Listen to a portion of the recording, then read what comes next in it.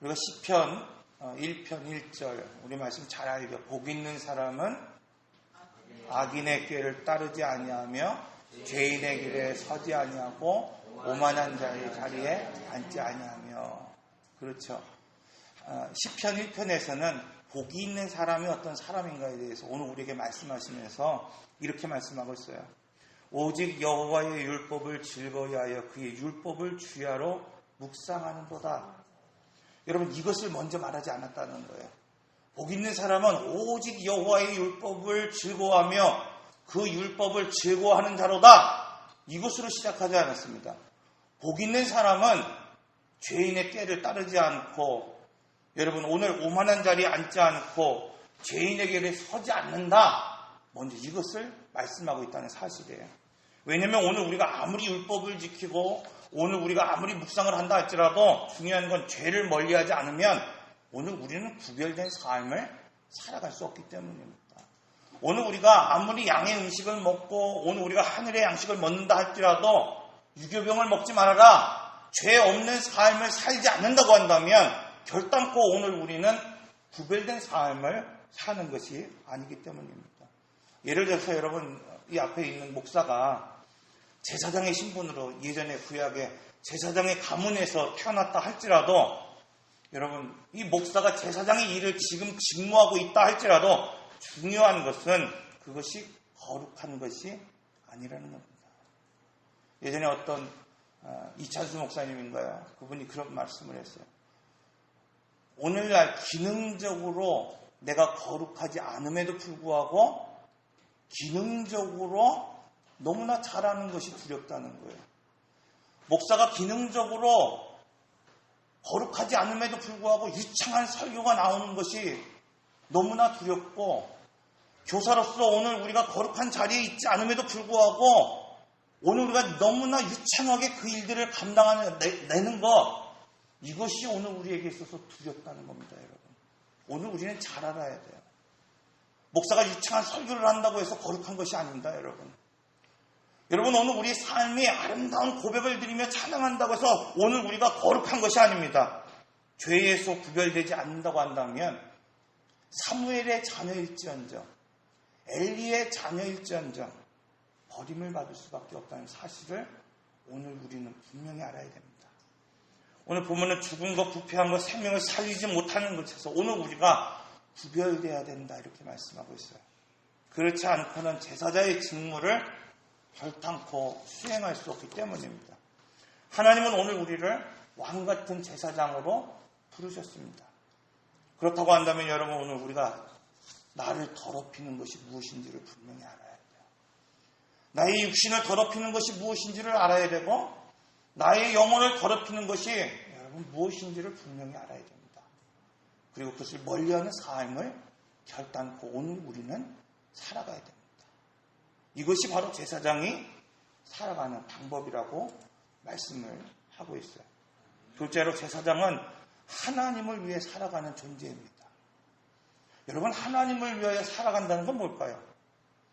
오늘날 성도들, 오늘날 목사들, 오늘날 교육자들, 오늘 믿음이 있다고 말하는 사람들이 오늘 우리는 하나님을 위해 살아갑니다, 이렇게 말하고 있습니다.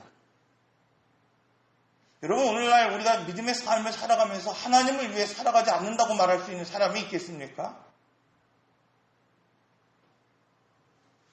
아마 없을 겁니다. 그런데 왜 오늘 우리 하나님을 위해 어떻게 사느냐고 지금 묻는다면, 여러분, 오늘 우리는 어떻게 대답할 수 있습니까?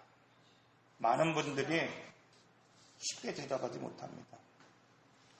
하나님을 위해 산다는 건 뭡니까, 여러분? 우선순위가 분명한 삶.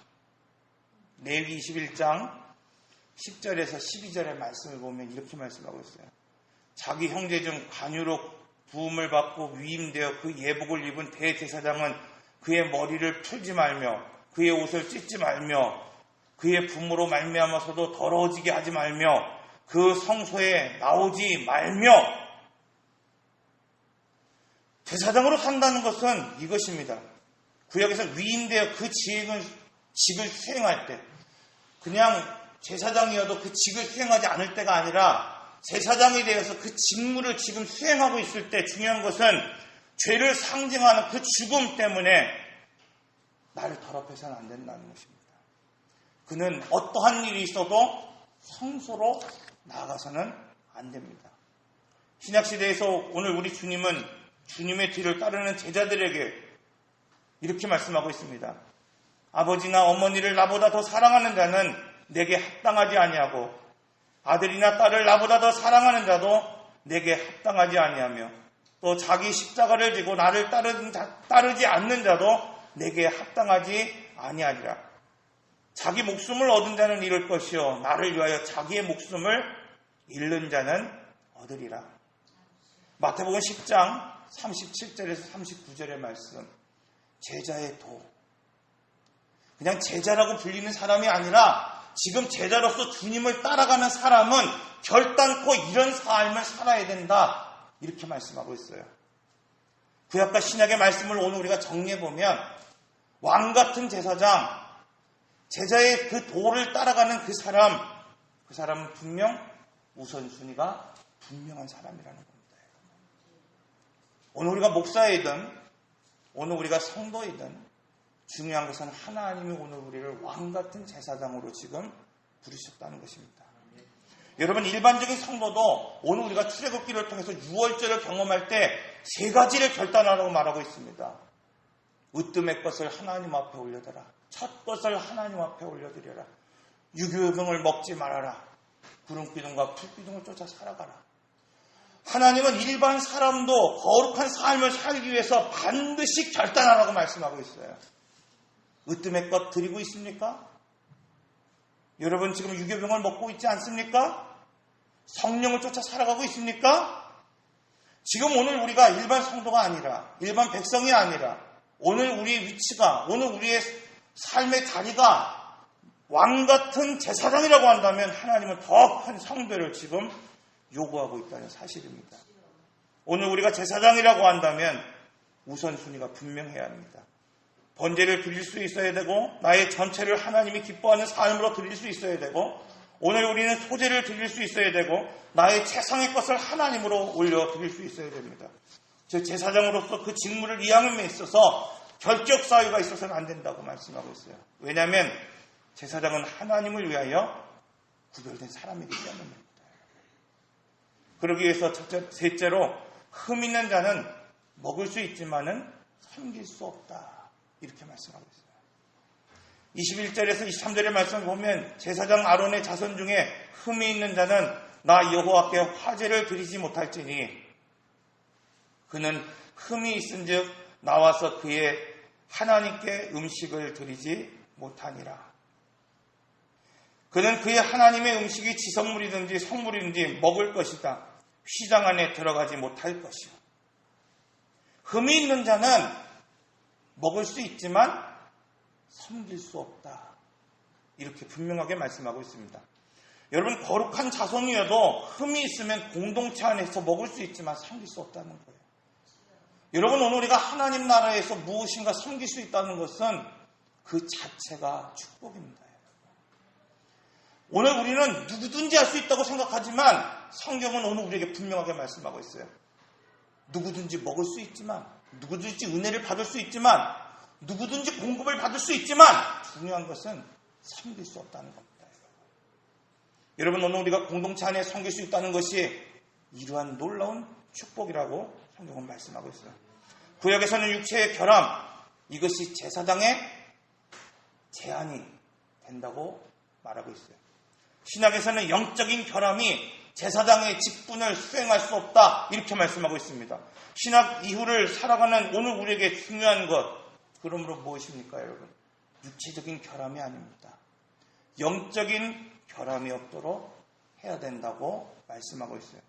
오늘날 육체의 결함이 없음에도 불구하고 하나님이 떠난 삶을 살아가는 사람들이 얼마나 많이 있습니까? 창세기 6장 3절의 말씀 여호와께서 이르시되 나의 영이 영원히 사람과 함께하지 아니하리니 하나님이 더 이상 사람과 함께하지 않겠다 이렇게 말씀하고 있어요. 왜? 이는 그들이 육신이 되느니라. 여러분 육체는 건강한 것 같은데 육신을 살아가는 사람 하나님은 결코 그 사람에게 거하지 않겠다고 말씀하고 있습니다. 이처럼 육신은 건강한데 육체로만 살아가는 사람들이 있습니다. 육체는 건강한데 육신을 쫓아 살아가는 사람들이 있습니다. 그 사람은 하나님의 영이 떠난 사람이라고 말씀하고 있어요. 여러분, 오늘 중에 많은 사람들이 영적인 결핍함을 가지고 있음에도 불구하고 그것을 알지 못하고 그저 오늘 우리는 건강한 사람이냐 살아가고 있습니다. 특수한 그러한 일이긴 하지만 우리는 송명희 시인을 아실 것입니다. 송명희 시인 철이 들면서 자신의 모습을 바라보니까 세상을 살고 싶지 않았다고 고백합니다. 그러나 스스로 목숨을 끊을 수 없는 몸이기 때문에 그녀는 하나님을 원망하고 세상을 원망했습니다. 그러다 공평하신 하나님에 대한 생각이 몇 날 며칠 머리를 떠나지 않았습니다. 처음에 나를 잃게 만드신 그 하나님이 어떻게 공평해? 나를 이렇게 만든 하나님이 어떻게 공평해? 악을 썼습니다. 그러나 마침 결국은 공평한 하나님께 굴복을 했습니다. 그리고 나온 시가 나 가진 재물 없으나 나 남이 가진 지식 없으나 나 남에게 있는 건강이 있지 않으나 나 남이 없는 것 있으니 공평하신 하나님이 나 남이 없는 것 갖게 하신 거예요. 여러분, 송명희 시인 남다른 시적 재능을 지닌 천재가 아닙니다. 그녀가 사용했던 그 단어를 보면 평범합니다. 그런데 중요한 건 뭐냐면 그녀는 건강하다고 말하는 사람들이 가보지 못한 그 지평 너머의 것을 갔던 사람이라고 오늘 우리는 알 수 있습니다. 베드로전서 2장 9절 말씀, 너희는 택하신 족속이요 왕같은 제사장이요 거룩한 나라요 그의 소유된 백성이니. 오늘 말씀은 하나님을 섬기는 우리 왕같은 그 제사장, 그 자격을 잃어버리지 않도록 하나님과의 관계를 바르게 유지해야 된다고 말씀하고 있어요. 그러기에 오늘 우리는 제일 먼저 정결해야 됩니다. 먼저 정결됨을 위한 오늘 우리가 회개가 있어야 돼요. 우리가 주일날 말씀을 드렸던 것처럼 미스바로 모일 수 있는 그러한 믿음의 삶을 지금 결단해야 됩니다. 두 번째로 자신을 위한 삶이 아니라 하나님을 위한 삶을 살기로 결단할 수 있어야 됩니다. 마지막으로 흠없는 자로 살아갈 수 있도록 결단할 수 있어야 됩니다. 인내하신 구세주여 내 말